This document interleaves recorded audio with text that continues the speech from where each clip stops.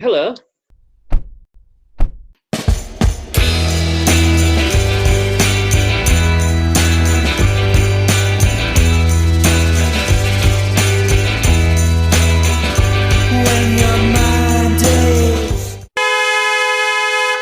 Good evening, Anthony. Good evening, Graham. Good evening to my hat. How are we? Hello, Charles. Yeah, Fine, there's no excuse for a pink shirt and a blue hat, though. You look like David Hockney. thank you very much. Well, I take that as a compliment. Mm. Last night, a taxi was going by after the Shed 7 gig saying, "You're very fat." And I thought, oh, charming. And then she said, "No, no, I meant I like your hat." So, Well, yeah. It would have been very rude if it'd been the first version of what they said. well, she, appended the first version and then said I had a lovely Mm. shirt as well. So, anyway, I think perhaps alcohol may have been taken, just possibly. So, There's good no evening. excuse Good for being evening, Graham. rude like that. On the subject of criminal acts, criminal scenes, me being abused out of a taxi. The world's greatest crime festival, which is indeed true. Harrogate houses the world's greatest crime writing festival, sponsored, Graham, by. Theakston's Old Peculiar Beer, based in Massam in North Yorkshire. And it's been, I mean, for Theakston's Old Peculiar, it's been a fantastic association. How many years now has this been running? I think it's 21. But You yeah, know, I'm yeah, only guessing, but yeah. I'm pretty sure it's 21.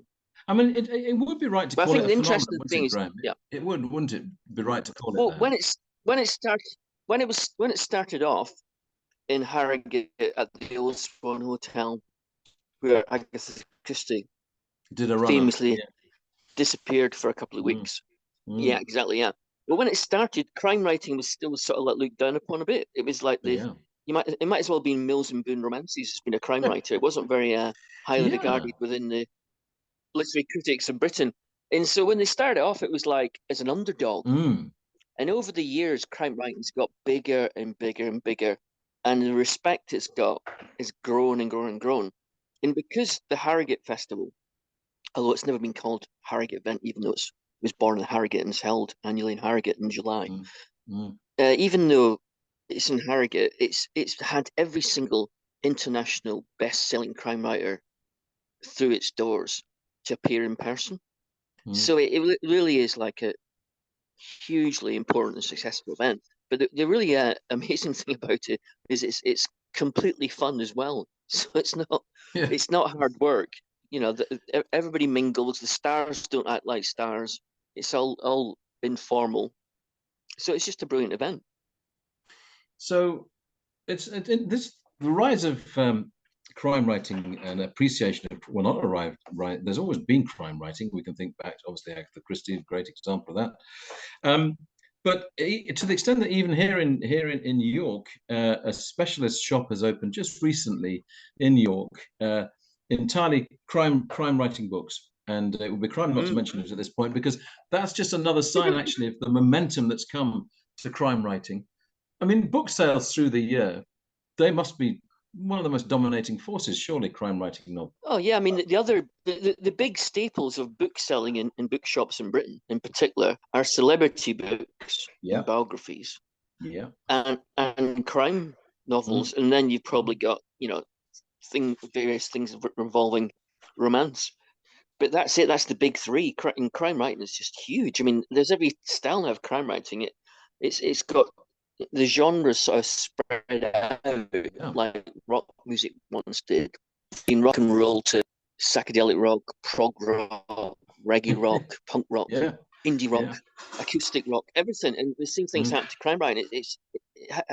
How crime writers write now and what their subjects are and what points to make goes well beyond a who done it or who killed who for what reason. It covers, under the guise of being a crime novel, you can write about anything these days Yeah. and be a crime writer.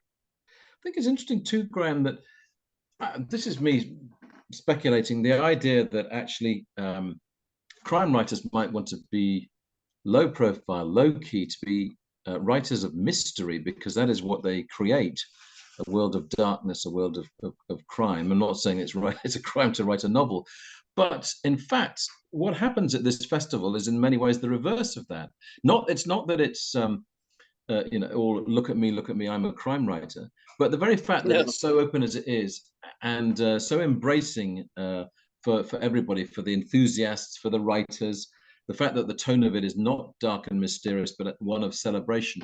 It's interesting that that's what it sparked, that kind of festival, not something that's dark and awkward and in no, backwards. it's very much like a convention, like you'd Mm. have for like a superhero convention, except at the Theakston's Old Peculiar Crime Festival, people do not turn up dressed as their favorite crime writer in costume. Like they would do at a superhero.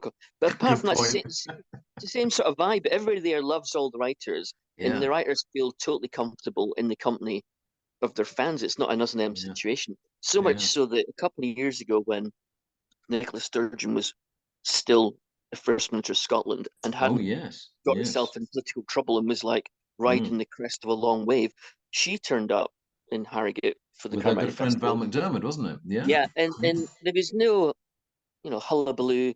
She wasn't surrounded by like lots of guards or security. She just mingled like she wasn't First Minister of Scotland, and that sort of Yeah, sums up yeah, what the greatness of the festival, plus the location. I mean, when you're standing there amongst the sort of yes. sand desert coloured marquees on the luscious lawns of the Old Swan Hotel, looking across the vista of the actual event and then into the town Mm, itself towards the mm, Royal Baths and mm. Crescent Gardens, you think, good grief, this is amazing. If this was in a movie, I'd be impressed. But it's I not, mean it's that real takes life. you right back to Harrogate's heyday as this leading spa town, where when it Mm, came to August, if you needed to call an emergency cabinet meeting, they were all on their way up to the grass fields of Scotland for August the 12th, and it's said that they'd take the waters in Harrogate and then head up for the grouse shooting. But you could hold an emergency cabinet meeting in Harrogate, and it's such yeah. obviously a lush and beautiful place, and of course the purest of waters, even if the one that we now Yeah. smell is Well, smells of sulfur. So all that actually well, is very hypnotic and attractive as well, which applies to the international festival season as well. That lovely thing of walking around Harrogate on a hazy night with the gardens in full bloom. It is a very attractive location for festivals. well, yeah, it's brilliantly organised by Harrogate National Festivals, which set up in the first place, which does a fantastic job as an arts charity Mm, mm, in creating world-class events in Harrogate every single year, mm. several times a year without fail. But the interesting thing now is that people don't stop off in Harrogate in July at the Cranberry Festival to take the waters, but to take the beer, To take which that, to take the which now, is Graham. handy since Theakston is actually Of sponsoring it. course, are purveyors of the fine, and it's not peculiar with an A. We should point out it's peculiar No, with it's an an E. Still haven't established whether that person was drunk when they wrote that sign for the first time, and they'd been imbibing it, and it had such an effect on them they spelt the word peculiar wrong, or whether it's No, actually that's good more marketing. artistic than that. That's definitely marketing. They've sat down. They've said, "How can we draw your eye to that phrase that is the name, the title of the festival?" And they've Yeah. decided that's a good way of drawing your eye. It does. Even when I was standing outside having a coffee, Mm, not a beer, on mm, Saturday morning after one of the events at the Old Swan Hotel, I was looking yeah. up towards the sign, and I was Mm. looking at that E. The misspelling, and the E's above the other letters, and it just draws your attention to the sign. So it It's really clever. works. It's clever marketing, Graham. It's a canny move. Now you. Everything about the Cranberry Festival is clever, Mm, Charles. mm. Mm. You met Mark Billingham. Probably, it's fair to say, I mean, one of the most successful of all crime writers of the moment, and a familiar name all round. So, what were the circumstances of you talking to Mark? Was this formal? Was this an interview, or did you just go up, shake hands? Yeah, I was just sharing a prosecco at a lunch event, Yeah. and I happened to be standing next to him, so I just started chatting. And the thing about Mark is that Mark sort of sums up the whole atmosphere Mm, and style of the Crime Writing Festival in Harrogate, because he was there at the very first one, he was. and He he's there was. every year without fail. And the Mm, interesting to me was when I was there at the very first one, and you might have been as well. I can't remember now. mm, But the thing I thought about the first festival, which is carried on, was that it was fun, and the authors weren't boring, and they weren't stroking their chins and acting like very serious, important people. And it was just a laugh. And one of the main figures in that was Mark Billingham, who was hilarious, and he's still hilarious. And so I was chatting to him about how he sort of summed it up, and I said, like, I saw you in the first year, and you were so funny, and I thought that this is a different sort of festival. And yeah. he said to me, he said, well, to be honest, Graham, I prefer coming to the events to meet the public and have a good time than to actually writing. I really write to justify coming to these events, which I thought was quite a good line. Absolutely. Graham, I should just mention the name of the bookshop in Harrogate that sorry, in York that I mentioned, just because I think it's good in case people still haven't discovered this bookshop yet. It's a great title, by the way, Criminally Good Books, That independent is a good title. I bookshop like in that. York. And That's that's very in good. Yeah. 14 Collier Gate, York. And Yeah.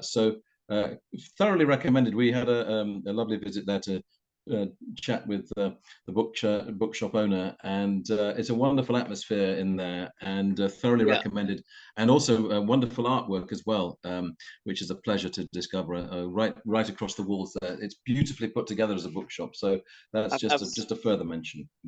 I've thought of another title for the bookshop, which isn't quite as good. Yeah, Books to Die For. I do like that. The only problem Books to Die For. This sounds a bit sinister. It's sinister, and the consequence of buying the book and how you get the book, you have to die to get it. I'm just a bit nervous about that one. Yeah. Let's move on swiftly from that terrible idea. Absolutely. So, Graham, festival finished or still running? No, it's always short and sweet. It starts on a Thursday. Yeah. Quite slowly. Then the peak of it is the Friday and the Saturday. And then so Sunday really morning short. It's bye-bye. So it's 4 days and gone. So it really is like a political convention. Yeah, but it's packed. Yeah. Well, yeah, each day's got about 20 events. So if you're that way inclined, a lot of fans are. I mean, you get people from all around the world come and stay in Harrogate for the Cram Writing Festival. And they will go to 15 events a day, just bam, bam, bam, bam, bam, one after another. It makes our performance at the Edinburgh Film Festival in days when they used to show an awful lot of films, like when we'd see 5 or 6 films a day, look quite puny. Yeah. Absolutely. So, Graham, recommendation: Mark Billingham's latest book. Did he plug his latest book? Well, they were all plugging everything. I mean, it's a gigantic plug fest. I mean, the publishers have their own tents, their own authors, and there's an official Theakston's Peculiar Crime Festival bookshop where all the books are there as well, and authors sign books. And Chris Carter turned up to sign books, and there was a large queue of people, and he not only looked like a rock star, dressed entirely in black with ear studs and open-chested black jacket, but he also acted like a rock star. If you'd seen the queue and the way he was behaving with the people, you wouldn't have thought this guy's an author. You would have thought, which band's he in? Which American rock band is he in? And so it's you can't recommend it enough. It's like the creme de la creme. So did Ian Rankin make an appearance? I didn't see him this year. He's there most years, and I have chatted to him before. He's doing a tour where he's coming to York Theatre Royal in the new season at York Theatre Royal, talking about Rebus, obviously the resurrection of Rebus that's been on television. So he's coming there. Did you see the new TV series that was on recently? I have not, but I've heard very good things about it. It's bizarre because I watched it, and the first episode is such a shock because they've really brought it up to date and made the character much grittier than previous TV adaptations. And on top of that, it had a real sort of train spotting Irving Welsh vibe to it. And I thought, oh my good God, Rebus has gone train spotting. But once you got used to that, it was actually exceedingly good. I don't know the date when Ian's coming to York. Forgive me for not knowing that, but I'm going to look for it while we're chatting. Graham, next subject, if we may, is, I think, time for the first interruption of the evening. Well, sticking with festivals, I mean, I've realised that each summer, my life is dictated by the 4 festivals I go to every single year without fail. And one of them, obviously, is Theakston's Peculiar Crime Festival in Harrogate. Yeah. But the other ones are the one you always go to with me, Edinburgh National Film Festival. Yeah. And then there's Leeds Festival in August, Leeds and Reading Festival, which I always go to. And then on top of that, there's one coming up this week, the Deershed Festival. This next weekend, isn't it? Yeah. At Topcliffe, near Thurston, North Yorkshire, a gorgeous outdoor festival, very civilised sort of latitude of the north. And I'm going to that this Friday to see the Coral, which will be super exciting. Now I'm rather keen to maybe join you for that, but I guess that requires me to organise myself to do that. Just to say, Graham, I found the details on Ian Rankin. So he's coming to do an evening called Rebus, a game called Malice, and It's going to be with Ian Rankin and Simon Reed, plus Gray O'Brien doing the role of John Rebus in the evening. Wow. And it's actually it's significant, this. So it's yeah, so I think, I don't know whether Ian Rankin's coming himself, but actually it's the production of Rebus, a game called Malice, and that's running in York from the 15th to the 19th of October as part of the autumn season at York Theatre Royal. So, but I That think should be from good. yeah, I think that Ian Rankin is due to come as part of the time, as I understand it there. So I'm not sure exactly when he'll be there, but I think that's right from when I was chatting with Paul Cruz, the chief executive of the Theatre Royal, about that. Splendid. Now, Graham, would be remiss not to mention, if I may, a brace of concerts here that took place in New York this weekend. Oh, yeah. Shed Future 7 by any Sound, chance? Shed 7, the 30th anniversary homecoming. And this was all credit as much to Futuresound, the Leeds promoters, as to Shed 7 themselves. It ended up being a 3-day festival rather than 4. The Sugar Babes was due to be the Sunday concert and was cancelled apparently back in April, but very low-key cancellation that no press release was ever sent out on, but it was cancelled. But the other 3 concerts all sold out, Jack Savaretti being the concert on the Thursday night. And I mean, I think it's a rare position, a city that has a strong music scene in its own way. But if we're to talk about nationally known bands from York, I think you'd struggle to say beyond. That's no disrespect to the Howl and the Hum. I mean, I know the Howl and Hum very well, and they have played major festivals, and they have played Six Music, etc. But in terms of being a York band that's had a household name ever, you'd probably have to say it has only ever been Shed 7. I believe, and I don't remember the name of the band, but I remember coming across this fact by accident Yes. a while back. There's a fairly well-known, famous 60s band, British rock band. So That well known came that from we're York. struggling to name them. That's the Yeah, point. but yeah, I know, and it doesn't really help listeners for us not to know the facts. I realize that, Charles. I sound like a bad You're politician. actually proving my point, yes. I'm digging that hole deeper. Keep Yeah, digging, keep digging. So Anyway, I'm sure there's one famous 1960s band that is from okay. York, Well, who I of didn't course, know was I from mean York. of course, John Barry from York and was involved in the pop scene in the That's 60s. true, yeah. So that Also, I is, think there's probably quite a few members of famous bands yeah. who individually came from York, But but I think York's a bit like you Harrogate know, because Harrogate's got no reputation for any rock history, I even though know, and some you've rock just done a history. story, Graham, York, this week. You've just done an interesting story this week on someone I'd never heard of. Just actually mention it to listeners. I think Silver this is an McNeil. extraordinary Silver, story. Silver McNeil was one of those great singers of the late 60s, early 70s, all-round talented musician, Mm. bass player, songwriter, great singer. And she got signed by major labels and got pushed by major labels. People liked her, but never quite had that breakthrough hit. But the Mm. amazing thing is that she was on, in 1 year alone in the early 70s, she was a guest singer on 30 different TV shows. So she must have been good, otherwise that would never happen. So I was tipped off to her by, I think, a relative in the street I bumped into. I Oh, was right. Yeah. out at the shops one lunchtime about 2 weeks ago. So I Yeah. just, obviously, we looked online and did vast research. Well, I did a lot of research, but there wasn't that much information about her. Yeah. And I thought, I'll write a story and hope that someone gets in touch to tell me more. Mm. But sadly, since I published the story in the Harrogate Advertiser, Yeah. no one's got in touch. So I still only know certain facts about Yes. Sylvia Yeah. McNeil. Yeah. But that's that's proper research going on there. The point that I was making about Chevron is that they have had an impact. It's fair to say people they know them around the country, but there is a kind of, I'm not saying possessiveness, but there is a pride in Shed 7 amongst their fans Yeah, yeah. that I'm not saying it's unique to them, but you strongly sense it. And last night, which is the second of the 2 nights, as everyone left and crossed the bridge, singing across the night air, chasing rainbows, like fans leaving football grounds, singing in triumph. And I think because Shed 7 are on a level like no other York band has ever been, that sense of possession about them and that pride in them, and to hear that sound echoing across the city long after the gig had finished, 10 minutes, whatever, people still singing that song. That's the kind of impact that they've had.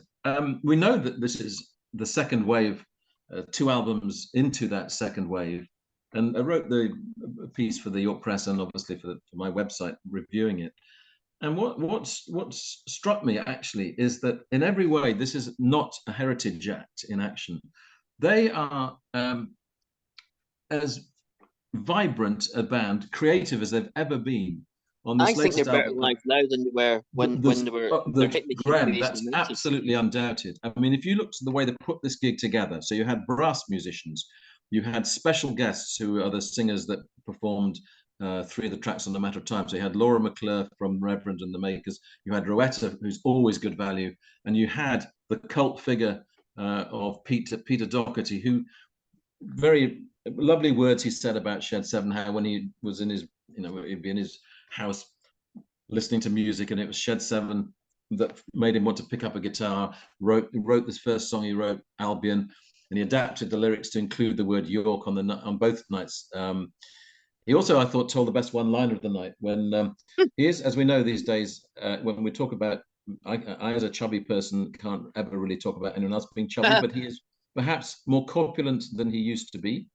And so he was wearing his buttoned up suit, and he said, and it was a great line. He said, "I'm sweating like a Leeds fan in a spelling test." It turns out that he said it as last night, the second night as well, when actually it wasn't quite Oh, as yeah. hot as the first night, but it's still such a good gag, obviously, that he's decided to repeat it.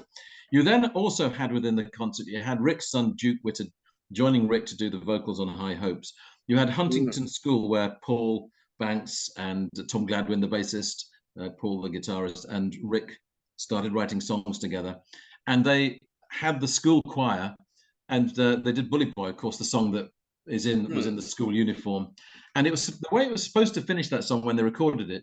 They invited some people to come and sing, children to come and sing, and only apparently one turned up. So they ended up having to do the closing vocals, "Fight You Till the Death."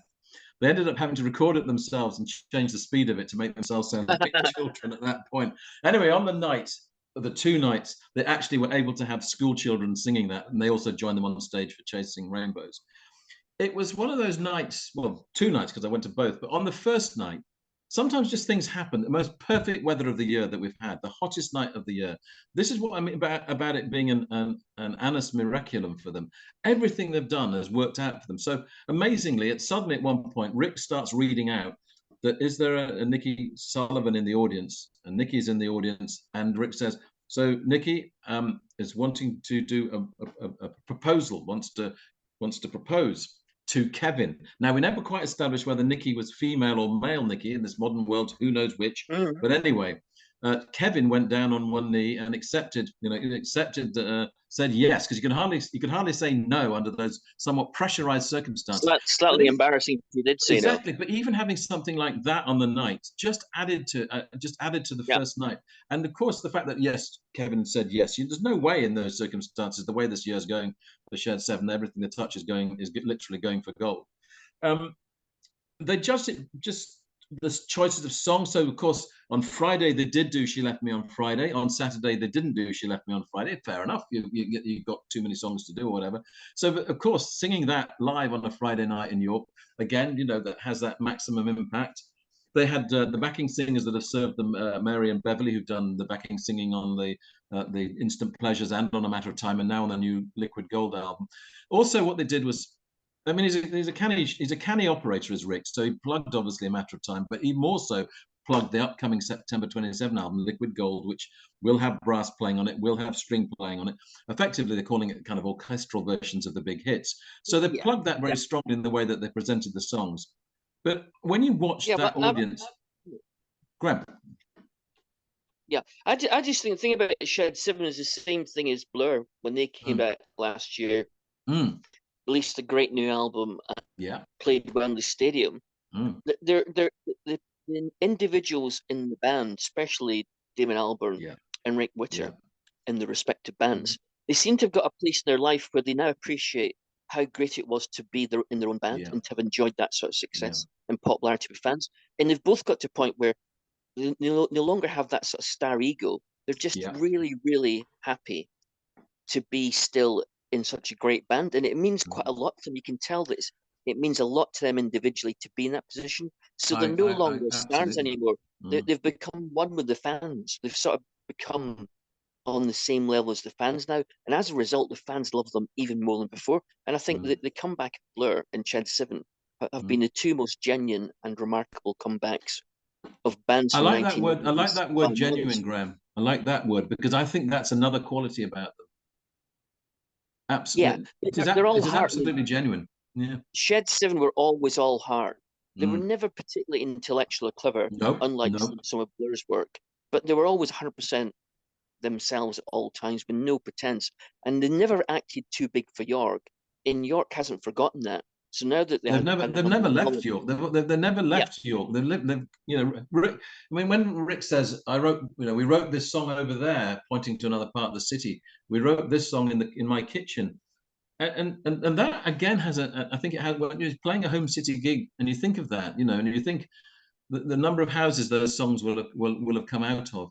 Even though there was someone there from Tokyo, there was someone there from Portsmouth, there was um, so they had elements of. I met someone who'd come up from London for the show, so it was it drew people from wider than York.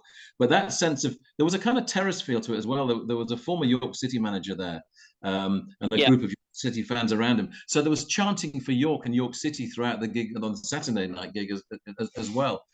And Rick made another telling point where he said, "Look, we can't sing everything tonight, but if he said, come up to me if you see me in the city and ask me to sing, and I'll sing it." And again, that's great. now maybe star ego days, and I wouldn't ever want to throw that at Rick at all. But it's interesting that actually he can say something like that now, and Yeah, generally, I can't imagine Rick ever got too carried away with being no, successful at any point. no, But yeah, that's amazing. I mean, yeah, the thing is, he actually meant it. The yeah, thing of is, that's the course, sort of thing of course, that some band leaders would say and some yeah, people who are successful would say, yeah. but not actually mean it. A bit of a throwaway line. But with Rick, he honestly would do that. And the other thing that I want to praise Futuresound for the choice of, because Rick said, we could have played any number of more obvious places. Museum Gardens has not housed rock concerts since around, well, in the 70s. I'm not sure whether Hmm. rock music played in 1970, which is one version I've read, or Oh yeah. Rick's interview in the BBC says it was 1973. So I'm not sure Hmm. which is correct It'd as be part of, 73 that Roxy Music weren't formed in 1970. yeah. So So so yeah, it's more likely, isn't it? yeah. And also Hawkwind played there and Pink Fairies played there. But more recent times, it's always been York Mystery Plays or the York Proms. So Mm. to have it in that setting, and what they didn't do is they didn't use St Mary's Abbey as the backdrop. So that was just to the side. Instead, they used the concourse in front of the Yorkshire Museum. So actually, they were singing down to the river. And I liked that sense as well. They were singing out across all of York. Mm-hmm. And indeed, there were Mm-hmm. a few people that were gathered on the Or the opposite side, ooze, the singing to not the ooze. singing to the Mm-hmm. ooze. And I thought that was symbolic as well. But what was lovely about the fact that St Mary's Abbey was being lit, it was lit up in blue. So as the night They've done sky it properly, haven't they? changed, Or Futuresound done it properly. That's an it, amazing show. it looked absolutely beautiful. It really did. So the fact that you were able to appreciate St Mary's Abbey because it wasn't hidden by a stage structure, that was again a really canny decision. So what we don't yet know is whether Futuresound will do it again next year. I'm going to be contacting them to sort of get an update on how they feel it went, but they must be delighted with 3 sellout nights. And of course, the York hotel world and restaurant world and bar world will be thrilled with how it went as well. So all that side of Yeah. it seems to me very, very positive, and I'm hoping, therefore, that Futuresound will look to do another So event in York. it's a bit like Shedstock as a festival. You could call it like that. Now, obviously, I mean, the Sheds are due to have a quieter year next year. Because the rest of this year they've got bookstore sessions, in-store sessions playing and promoting Liquid Gold. They've got the 30th anniversary winter tour that normally gets called Shed December. They've got Paul and Rick doing some acoustic gigs, just the two of them in the Huntington School. So there's a lot to do still this year, but they're likely to have a quieter year next year. So whether it becomes a regular event at Museum Gardens, or whether actually the significance of it being a 30th anniversary gig made it very, very special. Mm-hmm. Well, I'm not sure you could do 3 nights every year, but No, I'm not an no. expert in these things. I mean, it will be interesting to see in New York, because we've had festivals. Obviously, we've had the Great Yorkshire Fringe Festival that was held there for 5 years. So and there used to be an actual York festival, which is so long ago now that people forget, but it lost so much money the last time it was held. It was never held subsequently. So Yeah. let me, as I say, I'm going to have get in touch with Futuresound to see if there's any indication on that. Now, Graham, still on the subject of rock archaeology with Pink Floyd. Yeah, well, I went to leafy Cheshire recently for a Yes. week and stayed in a small town not far from an expensive hi-fi convention, which was held in a former stately home. And it Which was, which stately home? Do you want to say which it I was? can't remember, no, it's now a hotel, but it Yeah. wasn't far from Holmes Chapel, which is where Oh, Harry okay. Styles is from. So Yes. there's a sort of Yes, of real course. connection Yeah. there. But when Yeah. you were in that part of Cheshire, it was very, Mm. very much like you were in the south of England in an episode of Football It's the, Advisors, it's wasn't it? it is the most southern place in the north, isn't it? For sure. But when you were in the actual convention area, which is basically the entire hotel being turned into this hi-fi convention, there was Yeah. 130 rooms with 130 different hi-fi displays playing music. And the cheapest hi-fi system I came across in all 130 rooms was £20,000. That was a cheap one, and one of it Take was out a it was mortgage, half a million son. pounds was the whole setup. Yeah, £500,000 for like a hi-fi system. So You it was could a bit pay half a mind-bogglingly. million pounds for one of the systems. That's just extraordinary. Well, yeah, well, every single part of the system, including like socket plugs, connector leads, you could pay a Mm. fortune for anything you wanted, like different types of stylists, different types of this, preamp amps. There's pre everything. It was just phenomenal, and you couldn't always tell a difference in the sound. I mean, sometimes you'd think, oh, that sounds really, really good. Other times it'd be like Mm. £100,000 worth, and you go, doesn't sound any better than the room next to me. So the Yeah. beauty of these things is in the ears of the beholder. So I find the thing a bit weird, really, because I love music, but I never spend money on expensive hi-fi systems because No. No. I'm about the content, not about the delivery. But the best thing for me was what was outside the entrance to the actual convention, because Ah. somebody, I don't know who they were, had retrieved and purchased all the gear used by Pink Floyd in their famous Live at Pompeii film from 1971. And by that I mean not only the mixing desk that you can see in the film, Yeah. but also the stacked amp systems, which in the film look huge, big black stacking amps. They look massive in the film, but in real life, outside the convention, it looks Mm. sort of like not quite unimpressive, but not half as big. And they also had the packing cases that all the equipment came in. And in the film, the camera work lingers a long time on the words Pink Floyd London Yes. stamped on the side of these black packing cases. And Mm. those are also standing outside. You're basically looking at proper archaeology, like it's dug out of the desert, like the Pharaoh's tomb, except it's actually just a rock band's gear. So I it was wonder where I quite. wonder where it's been It was. stored It all was. the time. I Did don't somebody know. I don't know why reemerge? Pink Floyd released it because I Mm. I know that Nick Mason, who we saw together with his Hospital Yeah. Secrets the other week, I know that Yes. he takes Pink Floyd's history really seriously, and I'm Yeah. surprised Exactly. that anybody would get their hands on that gear because in the canon of Pink Floyd memorabilia, having the entire set of equipment for Pink Floyd Live at Pompeii is pretty important. It's quite a thing to go and see, Graham, isn't it? I mean, Mm. some people would say, well, that's a bit obsessive to want to go and see such equipment, but actually, in its own way, it's a historic gig. The scope of that concert, the musicality, the way it is presented. Pink Floyd are the very essence of that at the time, and actually, therefore, in its own way, how it was created, how it was crafted, how it was produced live. I don't think it's unnecessarily obsessive to want to go and see that. It's perhaps different to going to see an exhibition of costumes and an exhibition of someone's guitars or whatever. But in its own way, it's just as important as to why a concert was successful, how it was achieved, what the technology was that was involved. I'm not in any way suggesting here that it was a little odd on your part to want to go and look at this. Thank goodness, otherwise I feel a right weirdo. So, what sort of people went to this convention? That's what I'm interested to know. Again, just like the Theakston's All Popular Crime Mountain Festival in Harrogate, Mm. it was an international audience. I thought it'd just be a bunch of grey-haired British blokes with too much money to spend and too much time in their hands. But it That was was what I was literally totally expecting.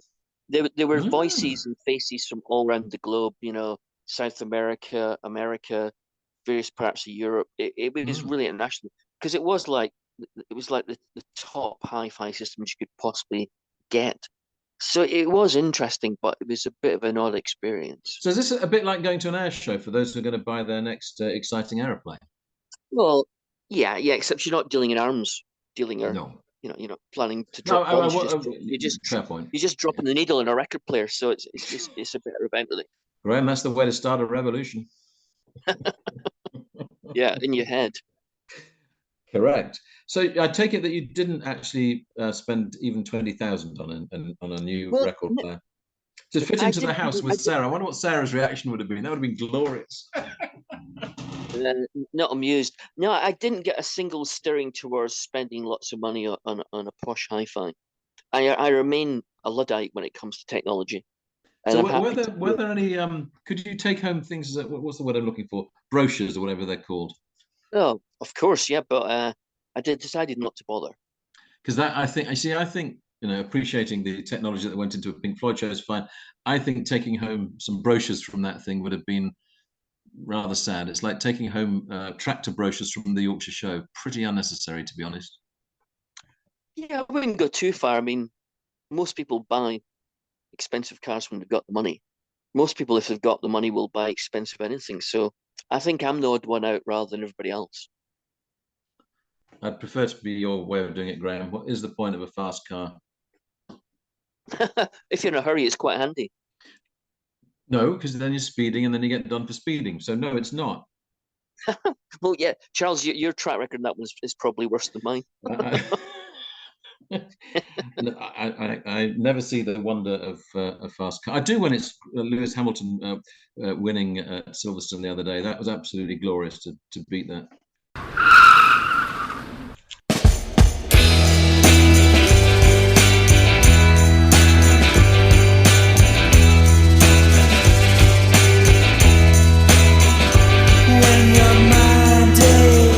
You've been listening to the podcast Two Big Egos in a Small Car. Your hosts were Graham Chalmers and Charles Hutchinson. This was a Baltic Sub production.